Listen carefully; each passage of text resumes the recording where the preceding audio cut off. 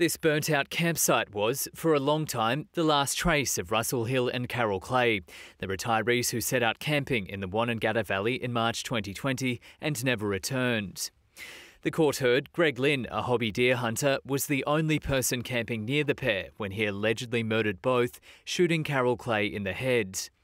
Crown Prosecutor Daniel Porchadou told the court the exact circumstances or motivations for the killings were unclear, but it is likely there was a dispute regarding Mr Hill's drone or his vision captured on his drone.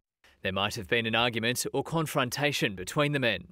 The defence countered that these were tragic accidental deaths. Dermot Dan KC claimed Mr Hill had lost his temper after a dispute and taken one of Mr Lynn's guns.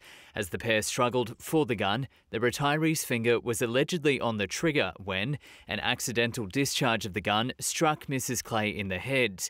The defence alleged Mr Hill then approached Mr Lynn with a knife, and as Mr Lynn tried to defend himself, the two men fell to the ground. The knife went through the chest of Mr Hill. Both sides agree Mr Lynn then moved the bodies in his trailer and set fire to their campsite.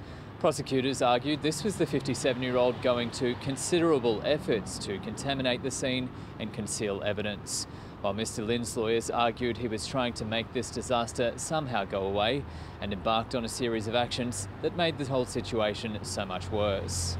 Prosecutors alleged in further bids to avoid detection, Mr Lynn listed his trailer on Gumtree, repainted his car and removed a side awning after the vehicle was shown on television. Mr Lynn's lawyers said the 57-year-old later told police he returned to burn the pair's bodies later in 2020, and while he hadn't behaved well, he was innocent of murder.